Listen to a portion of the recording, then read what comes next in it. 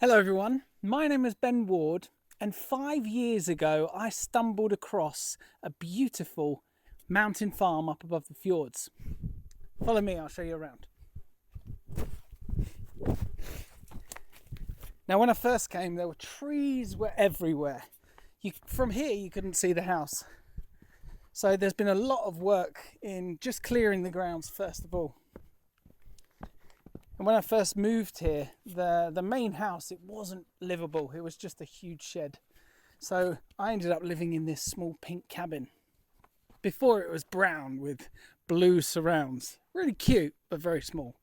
Come and take a look inside.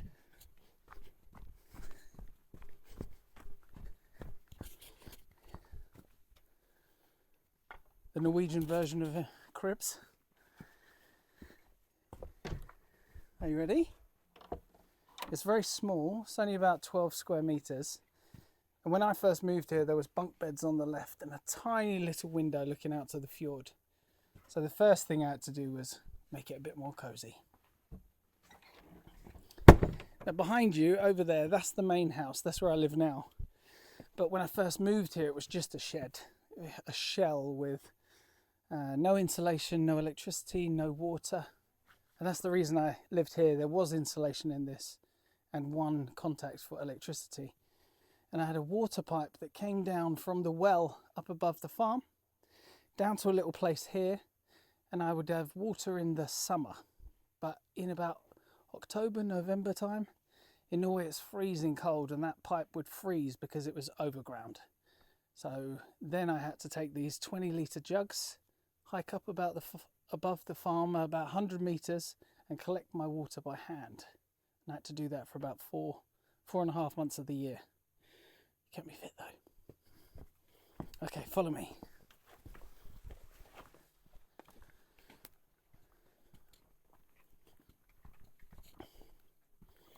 As you can see to my left, this is living up on a mountain farm, you've got to have firewood.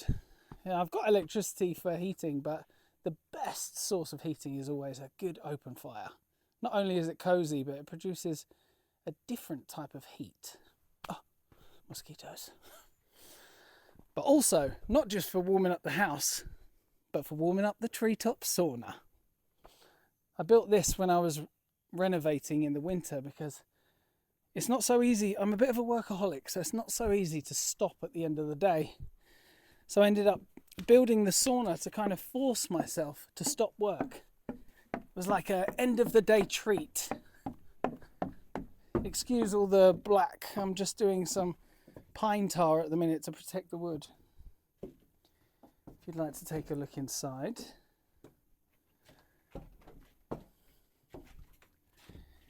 If you can notice, all the panels are in different directions because they follow each angle of the roof or the wall. And as you come outside, looking across, this is an old stump. I did think about putting a cold plunge into that tree stump with a small bridge from here leading over to it. But ideas change and evolve all the time, so I'm not really sure what I'm going to do yet, but I'm definitely going to build something in it. And if you follow me, I can show you my tree house.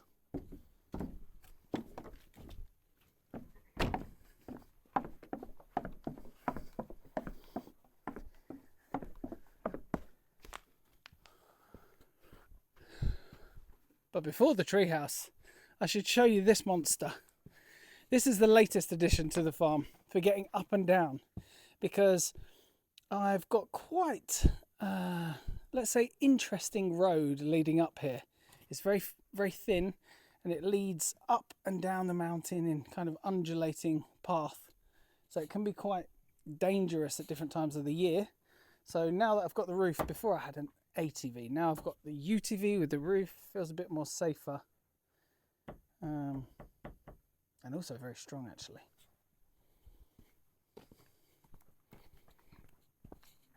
Now, this over here is all because I started to get tourists want to come and stay. And I thought, well, I've got to have somewhere for them to sleep, and obviously not in the house with me. It's a bit too cozy. So I thought, oh, I would love to build a tree house. Always wanted to. since a kid. And my first idea was that I wanted it to look like a witch's hat.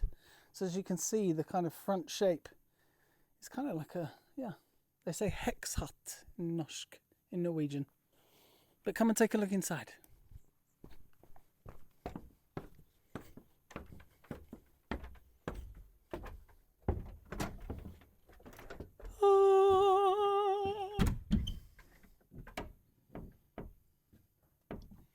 And I kept the glass, I made the glass floor because I wanted, as you walk in, you can still see all of the work that went into the roof construction. It was inspired by the cathedral in Trondheim, so many angles. And I never really had a plan, in all honesty. I just kind of let the creation grow and evolve in its own way. And this is how it ended up.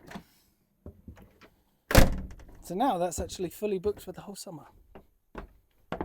And there is, I don't know if you can notice on the floor, I put some expanding foam down here yesterday because there was a huge wasp's nest behind here. So I took this plank off and a swarm just went crazy as I was running down the bridge like I was being attacked. Well, I was being attacked. I got stung once, so it wasn't too bad. Now over here, this is the old barn.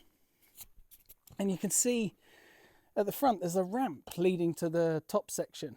And that was because they used to, before all these trees were planted, this all used to be grass. And they would use that grass for the animals. They'd cut that grass, they'd reverse it up the ramp and then chuck it off the sides into each end of the barn. And the animals who would live underneath, that would be their sleeping place, the heat from them actually went up and would help dry the hay, the grass. Now I just use it as a bit of a workshop.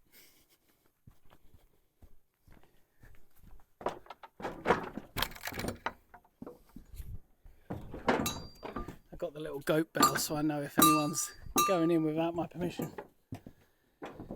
So here I try to keep it as organised as possible, but anyone who's got a workshop knows that it's almost impossible. There's so many jobs going on at any one time that I'm kind of in, out, rushing around. But on those rainy days, it's a perfect place, or sunny like today, to just hide away in the shadows or undercover. I haven't got any animals yet, but I do plan to get some next year. Mostly goats, actually. Goats and chickens. But they'll probably live in the underside. That's where I store a lot of the wood at the moment. This is my wonderful garden. Last year I planted 40 apple trees and some plum. Last year I got 1 apple and 1 plum, so not the biggest yield. And this year actually, I don't think I've seen any apples, come to think of it, but some plums. And one thing I thought was quite strange, I've got a row of plum trees on the left of the path and a row of plum trees on the top of the path. And the ones on the top of the path have kind of got it a bit harder than the ones on the bottom because the tree takes most of the moisture. But strangely, the ones on the top are the ones that are producing the most plums. So I don't know if that's like some natural, you know, when things are scarce, they produce more seeds maybe to make sure that they don't die out. Quite interesting. I don't know much about it, but that's my logic. And then here in this wonderful little room of pleasure, it's actually a toilet. Not many luxuries here on this farm, but it actually started with a plastic seat. And freezing cold winters, the first thing you do when you sit down on a cold seat, oh! So when I got the insulated seat, it was an upgrade like you wouldn't imagine. It's lovely. This is the new fencing I made, and these, believe it or not, are just branches from the big spruce trees. I took a lot from that one you can see up there actually. And that I've got an idea to build Norway's highest outside toilet. That's going to be a fun project. Over here we have a kind of communal place. It's like open stone where people tend to commune in their own natural little way.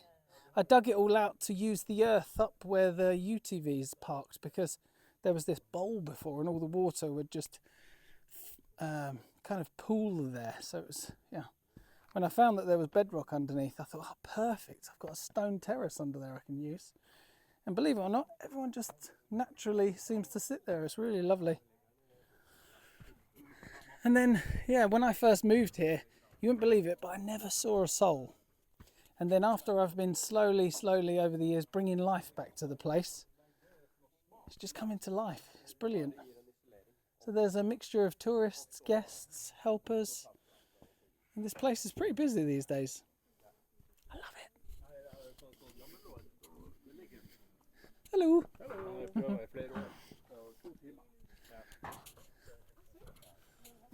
So over here we have the latest project. In Norway they have a word for these type of buildings. It's called stabur.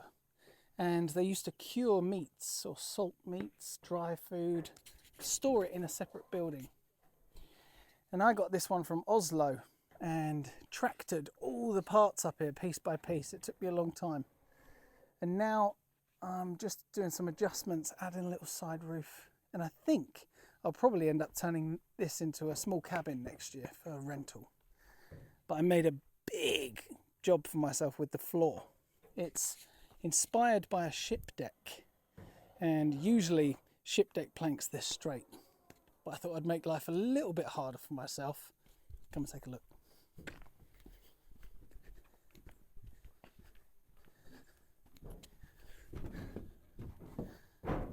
Are you ready? 3, 2, 1. That's a bit of a mess.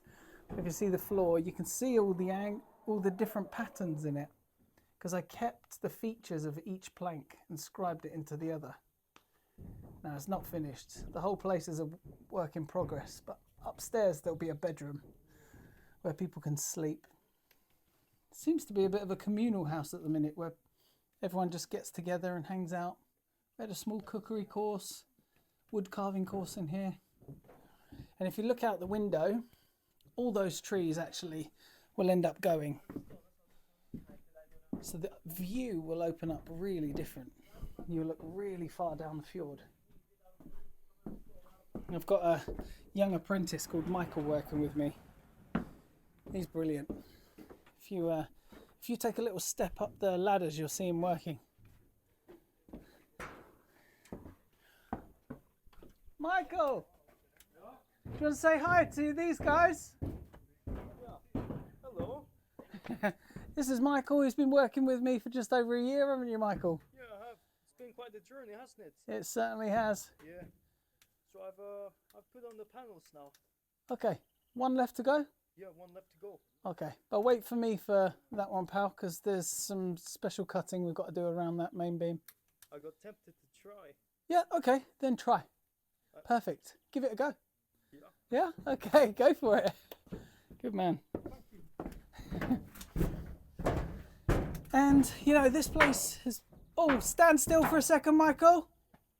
Thanks, mate. It's just the noise. Just for 30 seconds. So when I first took on this place, I kind of didn't really know what my eventual plans for it. It was kind of... I thought, yeah, you know what, I could take this place on, grow old and sit by the fire and wood carve. But as time's gone on, it's ended up being a place where many people want to come and enjoy and experience what this place has to offer. So it's just constantly growing and changing. So who knows where it's going to be in a year, 2 years, 5 years. But as long as we're open to new ideas and opportunities, anything's possible.